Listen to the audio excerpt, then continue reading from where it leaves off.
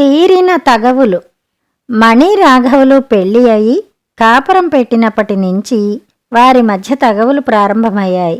వారి మనస్తత్వాలు ఎంతగా భేదించాయంటే ఏ కూర వండాలి, ఏ గుడికి వెళ్ళాలి అన్న దగ్గర నుంచి వాళ్ళ అభిప్రాయాలు కలిసేవి కావు.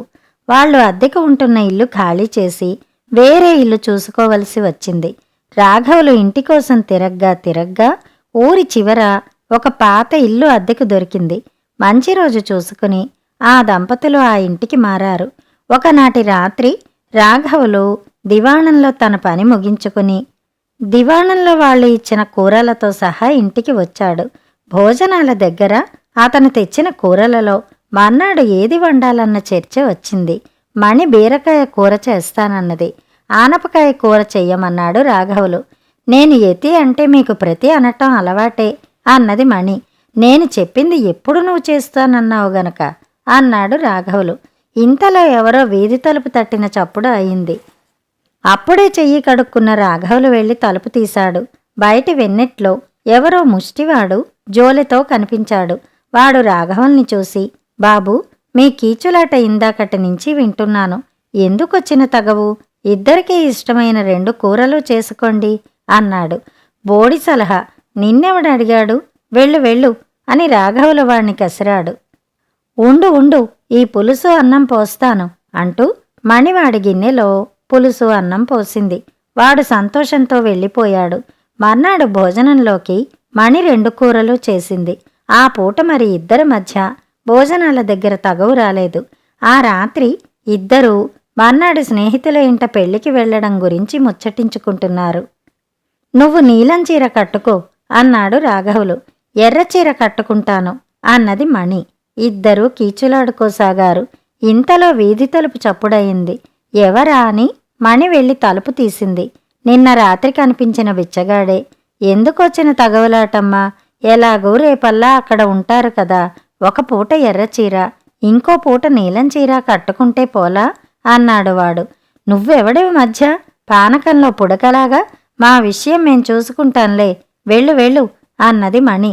ఉండు అని రాఘవులు తన జేబులో నుంచి చిల్లర తీసి వాడి గిన్నెలో పడేశాడు. బిచ్చగాడు వెళ్ళిపోయాడు. మర్నాడు రాత్రి వాళ్ళు పెళ్లి నుంచి తిరిగి వచ్చారు. వాళ్ళు ఇల్లు చేరేసరికి వీధి అరుగు మీద నిద్రపోతూ బిచ్చగాడు కనిపించాడు. వాళ్ళు భోజనాలు చేసే రావటం వల్ల ఇన్ని మంచినీళ్లు తాగి పడుకున్నారు. కంటే ఆడపిల్లనే కనాలి. చక్కగా పెళ్లి చేసి పుణ్యం సంపాదించవచ్చు. కన్యాదానం చేస్తే 1,000,000 దానాలు చేసిన ఫలితమని శాస్త్రులు గారు చెప్పారు అన్నది మణి. చీచి, అదేం కోరిక? తథాస్తు దేవతలు తథాస్తు అనగలరు. ఆడపిల్ల దేనికి? దానికి మొగుణ్ణి వెతకాలి. బోలెడు కట్నం పోసి పైన ఇంకా బోలెడు ఖర్చు చేసి దానికి పెళ్లి చెయ్యాలి. అంతా అయ్యాక అది పెళ్లి కాగానే మనకు కాకుండా పోతుంది. మగపిల్లవాడైతే ముసలితనంలో చేతికి అంది వస్తాడు అన్నాడు రాఘవులు. మళ్లీ తగవు ఆరంభమైంది. మళ్లీ వీధి తలుపు ఎవరో తట్టిన చప్పుడయింది. రాఘవులు తలుపు తీస్తూ, ఏం నాయనా, మళ్లీ సలహా ఇయ్యటానికి వస్తున్నావా అని ఎదురుగా నిలబడి ఉన్న వ్యక్తిని చూసి నాలిక కరుచుకున్నాడు. ఆ వచ్చినవాడు దివాణంలో పనిచేసే కొండలు. నన్ను చూసి ఎవరనుకున్నావు రాఘవులు? ఇవాళ నువ్వు కచేరీకి రాలేదు కదూ. నీకు బాకీ ఉన్న సొమ్ము ఇచ్చేద్దామని వచ్చాను. ఇదిగో అంటూ కొండలు రాఘవులకు ఒక పొట్లం అందించి వెళ్ళిపోయాడు. రాఘవులు తలుపు వెయ్యబోతుండగా బిచ్చగాడు గుమ్మంలోకి వచ్చి, బాబూ, నాదొక చిన్న మాట. మీ ఇద్దరూ ఆడపిల్ల కావాలని, కాదు మగపిల్లవాడు కావాలని తగవులాడుకుంటున్నారు కదా. ఇప్పుడు పక్క వీధిలో మేదర మంచన్న భార్య, గాజుల భూషయ్య భార్య పురిటి నొప్పులతో బాధపడుతున్నారు. వారిలో ఎవరికి ఏ బిడ్డ పుట్టేది మీరు సరిగా చెప్పగలిగితే మీ తగవు నేను తీరుస్తాను అన్నాడు. ఈ మాట విని మణి ముందుకు వచ్చి మంచన్నకి ఆడపిల్ల పుట్టుతుందని చెప్పింది. భూషయ్యకు మగపిల్లవాడు పుడతాడని రాఘవులు చెప్పాడు. ఆ రాత్రి రాఘవులు నిద్ర మేలుకొని పురుళ్ళు వచ్చిన దాకా తచ్చాడాడు.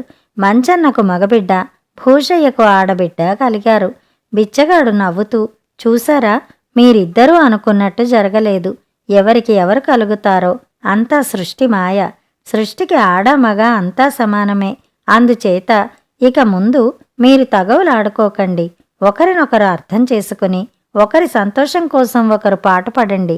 అప్పుడే జీవితంలో సుఖ సంతోషాలు లభిస్తాయి. నేను బతికి ఉన్నప్పుడు ఎన్నో కాపురాలు సరిదిద్దాను. ఇంకా నాలో ఆ కోరిక చావక ఈ రూపంలో ఉన్నాను అన్నాడు. వాడి మాటలు వింటుంటే భార్యాభర్తల శరీరాలు భయంతో జలధరించాయి. మైకం వచ్చినట్టయింది. ఆ మైకం దిగిపోయేసరికి వాళ్ళకెదురుగా బిచ్చగాడు లేడు. వాళ్లకు ఎక్కడ లేని భయము పట్టుకుంది. ఊరి చివరన ఇల్లు, చుట్టూ చెట్లు చేమలు.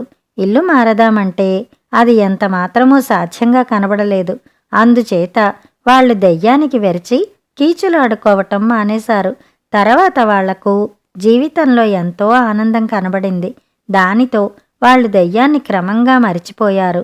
అది వాళ్లకు మళ్ళీ ఏనాడూ కనిపించలేదు. కథ సమాప్తం. మనిషి కర్తవ్యం. రవివర్మ అనే యువకుడు రాజుగారిని కలుసుకుని తనకు ఏదైనా పని ఇప్పించమని కోరాడు. ఆ కుర్రవాడు సజ్జనుడిలాగా ఉన్నట్టు కనపడ్డం వల్ల రాజు మంత్రిని పిలిచి అతనికి తగిన పని ఇప్పించమన్నాడు. మంత్రి రవివర్మకు తన కార్యాలయంలో ఏదో పని ఇప్పించాడు. రవివర్మకు అప్పగించిన పని చురుకుగా సాగక రోజులు గడిచిన కొద్దీ పని పేరుకుపోతూ ఉండడం మంత్రి గమనించి కారణం ఆరా తీయగా రవివర్మ గొప్ప దైవభక్తుడని, రాత్రింబవళ్ళు దేవాలయంలోనే ఉంటాడని తెలిసింది. మంత్రి అతన్ని పిలిచి పని శ్రద్ధగా చెయ్యనందుకు చీవాట్లు పెట్టాడు. అయ్యా, నాకు జన్మను ప్రసాదించిన భగవంతుడికి నా కృతజ్ఞత తెలుపుకునేటందుకు అహోరాత్రాలు చాలటం లేదు అన్నాడు రవివర్మ. అలాగా, అయితే నీకు ఉద్యోగం ఇచ్చిన రాజుగారికి కూడా నీ కృతజ్ఞత తెలుపుకుంటూ ఉండు అన్నాడు మంత్రి. అది భావ్యంగా తోచి రవివర్మ రోజు రాజుగారిని దర్శించి ఉద్యోగం ఇచ్చినందుకు కృతజ్ఞత చెప్పుకోసాగాడు. 4 రోజులు చూసి రాజు చిరాకు పడి అతన్ని ఉద్యోగం నుంచి తొలగించాడు. రవివర్మ మంత్రిని కలుసుకుని తమ సలహా ప్రకారం చేస్తే ఉన్న ఉద్యోగం కాస్త పోయింది అన్నాడు. పోదా మరి, రాజుగారు నీకు ఉద్యోగం ఇచ్చింది పని చెయ్యడానికి. దేవుడు నీకు జన్మ ఇచ్చింది నీ కర్తవ్యం నెరవేర్చడానికి. అంతేగాని నువ్వు రాజుగారిని దేవుణ్ణి పొగడ్డానికి కాదు అని మంత్రి బాగా చీవాట్లు పెట్టి తిరిగి ఉద్యోగం ఇచ్చాడు. ఈసారి రవివర్మ తన ఉద్యోగాన్ని శ్రద్ధగా చేసుకున్నాడు. కథ సమాప్తం. కథలు కంచికి, మనం ఇంటికి.